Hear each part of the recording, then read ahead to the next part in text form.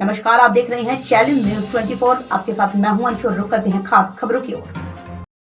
Doctor Bhimrao Ambedkar का महापरिनिर्वाण दिवस सपा के प्रदेश महासचिव तिलक अहिरवार के नेतृत्व में सपाइयों ने मनाया। महारानीपुर नगर में अंबेडकर तिराहे पर बाबा साहेब डॉक्टर भीमराव अंबेडकर के परिनिर्वाण दिवस के अवसर पर अंबेडकर प्रतिमा पर समाजवादी पार्टी के प्रदेश महासचिव तिलक अहिरवार, पूर्व MLC के मुख्य अतिथि में माल्यार्पण किया गया। इस मौके पर मुख्य अतिथि सपा प्रदेश महासचिव तिलक अहिरवार, पूर्व MLC ने अपने संबोधन में कहा है कि बाबा साहेब 6 दिसंबर 1956 में जो खत्म हो गए थे, उनके द्वारा 65 वर्ष तक दलित, पिछड़े वर्ग, गरीब वर्ग लोगों को दिया गया और 1916 से 1956 तक 40 वर्ष में काम किया और वही भी कोई भी नहीं कर सकता। वहीं उन्होंने बताया कि समाजवादी पार्टी के राष्ट्रीय अध्यक्ष अखिलेश यादव के द्वारा पूर्व सरकार में बहुउद्देश्य परियोजना में 80% काम कराया गया है। आज परिनिर्वाण दिवस है और आज आप लोगों ने क्या कार्यक्रम किया है? देखिए, परम पूज्य बाबा साहब डॉक्टर अंबेडकर जी 6 दिसंबर 1956 में ख़त्म हुए। अपने जीवन के लगभग 65 साल वो हम लोगों के बीच में रहे।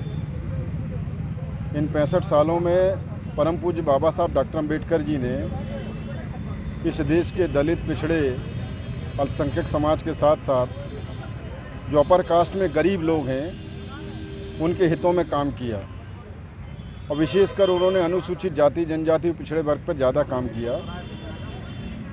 अगर हम उनकी पूरी यात्रा की चर्चा करेंगे तो बड़ा लंबा समय हो जाएगा, लेकिन 1916 से 1956 तक पिछले 40 वर्षों में जो उन्होंने काम किया, तो सबसे पहले उन्होंने 1918 में जो साउथ बरो कमेटी आई थी, तो उनके सामने दलितों के प्रतिनिधित्व की बात की, जिसकी वजह से 1919 में फर्स्ट इंडिया एक्ट बना, जिसमें हमारी स्थिति पर चर्चा हुई।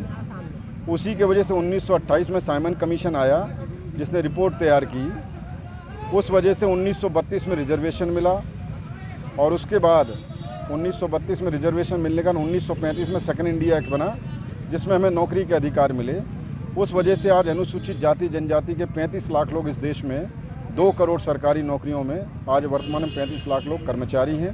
और पिछड़ी जाति के साथ धोखा हुआ, लेकिन फिर भी वो 8 लाख कर्मचारी के रूप में दिखाई देते हैं। 1935 के सेकंड इंडिया एक्ट के बाद 26 नवंबर 1949 को संविधान सभा की आखिरी बैठक हुई, जो 2 साल 11 महीने 18 दिन में तैयार हुआ।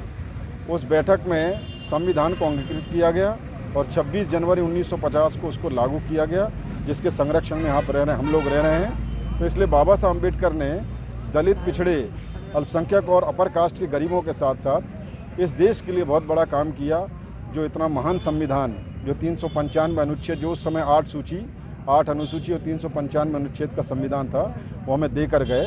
तो इतने महान काम उन्होंने किए, इसलिए आज उनको हम याद करने के लिए, उनको श्रद्धांजलि देने के लिए इधर इकट्ठे हुए हैं। आप महारानीपुर से समाजवादी पार्टी से दावेदारी कर रहे हैं जी, और आप जनता के बीच जा रहे हैं, तो क्या मुद्दे हैं और आपको क्या लगता है कि महारानीपुर में अभी कितने विकास कार्य होने बाकी हैं और किस तरीके से जो सरकार पिछली रही है कितना काम किया है? नहीं, देखिए, जो बेसिक चीज़ें हैं, मेरा मानना यह है कि अभी भी बेसिक चीज़ों पे भी काम बाकी है।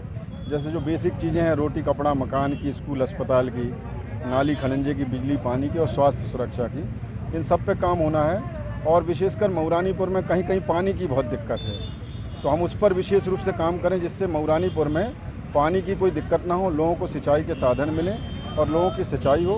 वैसे माननीय राष्ट्रीय अध्यक्ष जी ने पिछले जो सरकार थी उनकी, तो उन्होंने जो एरच बहुउद्देशीय परियोजना लागू की थी, जो लगभग 80% जिसका काम हो गया था।